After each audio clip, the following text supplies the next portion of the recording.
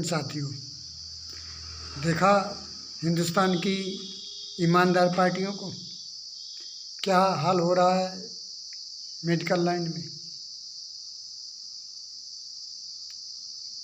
आज इतने दिन बाद विपक्ष जागा, जब हम लोगों ने कम से कम 15-20 दिन पहले ये जो नीट का पेपर लीक हुआ उसके बारे में हमने बहुत कुछ बोला था। आज विपक्ष इतनी देर में जागा इसलिए कि वो भी ये सोच रहा है कि इसमें कुछ विपक्ष की भूमिका निभाएंगे तो शायद देश के छात्रों का सहयोग हम लोगों को मिलेगा। सारे लोग, सारी पार्टियां सब यही मौका ढूंढा करती हैं। स्टार्टिंग में इन लोगों ने क्यों नहीं कुछ इसके बारे में नहीं किया ना। अरे और वर्तमान में ये ईमानदार पार्टियां हैं जो दावा ठोकती हैं कि हम हिंदुस्तान में राम राज्य स्थापित करेंगे। इसी तरह का राम राज है। दूसरे को ये लोग कहते हैं देवड़िया बांटना। ये मेडिकल लाइन में ही कितनी सारी डिग्रियां बांट के बच्चों को दे रहे हैं। क्या नौकरी मिलेगी? नहीं। अभी तो शुरुआत है छात्रों के शोषण के रूप में। अभी डिग्रियां मिलेंगी, फिर इसके बाद फार्म भरवाए जाएंगे। कभी फार्मों में धोखाधड़ी होगी, पैसे वालों को नौकरियां मिलेंगी, गरीब आदमी फिर रह जाएगा। अभी तो शुरुआत है। अभी तो डिग्रियां बांटी जा रही बच्चों को, और डिग्रियां बांटने में भी कितना गंदा खेल चालू है। ये चीज़ें आपको समझना पड़ेगा। अभी फ़िलहाल यूपी में पोस्टिंग ट्रांसफ़र का कार्यक्रम, फार्म भरवाए जा रहे हैं। अभी से ही इसमें जालसाजी करने वाले दलाल और पैसा लेके ट्रांसफ़र करवाने वाले लोग पूरे प्रदेश में फैल गए हैं। अब ये चर्चा का विषय बना हुआ है कि कोई 1 लाख मांग रहा है, कोई ज़्यादा मांग रहा है, कोई कम मांग रहा है, और दावा कर रहा है कि हम लोग आपकी जो स्थान आप चाहते हो उस स्थान पर हम पोस्टिंग करवा देंगे। आज भी आप विपक्ष कहाँ है? विपक्ष केवल चुनाव के समय ही दिखता है कि हमें वोट दीजिए। विपक्ष को अपनी तत्परता से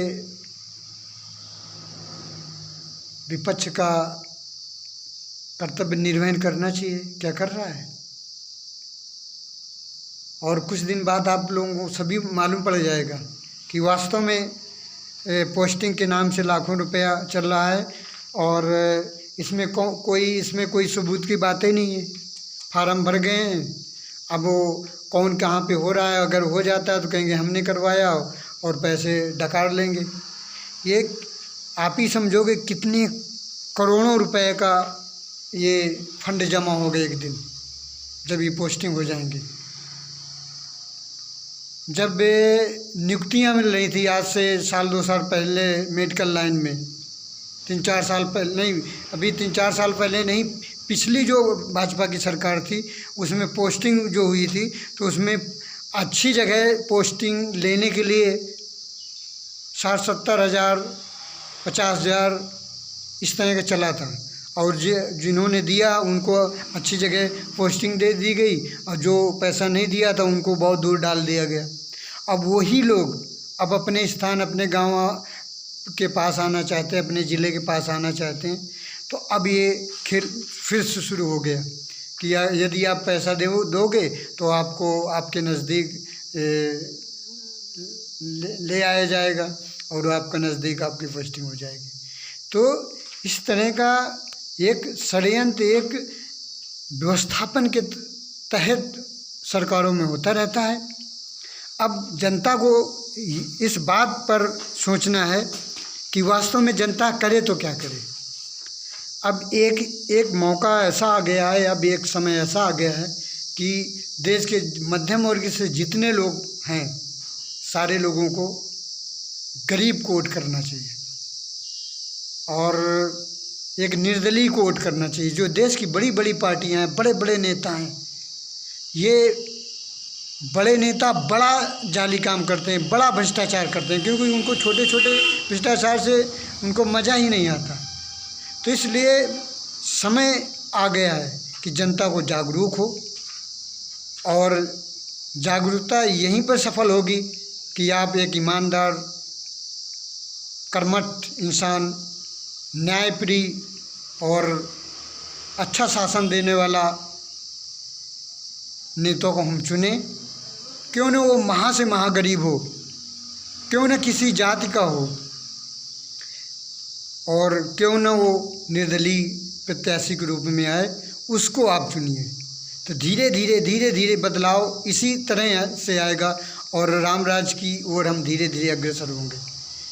पार्टियां भी ये समझने लगेंगी कि अब इंसान पार्टी के बल पे नहीं, व्यक्तिगत नेता के बल पे चुनाव जीते जाने लगे हैं, और जब ऐसे लोग आएंगे तो कुछ न कुछ बदलाव आएगा। ये माना कि वो बदलाव एक भी नहीं है, तो कम से कम एक गरीब आदमी को कुछ बड़ा बनने के एक मौका तो मिलेगा। इस तरह से जनता को जागरूक होना पड़ेगा और आने वाले चुनाव में ये सारी चीज़ को ध्यान में रख कर ही निर्णय करना है और एक अच्छे इंसान को चुन के लाना है, जिससे हमारे देश और प्रदेश में राम राज स्थापित किया जा सके। जय हिंद, जय जय हिंदुस्तान।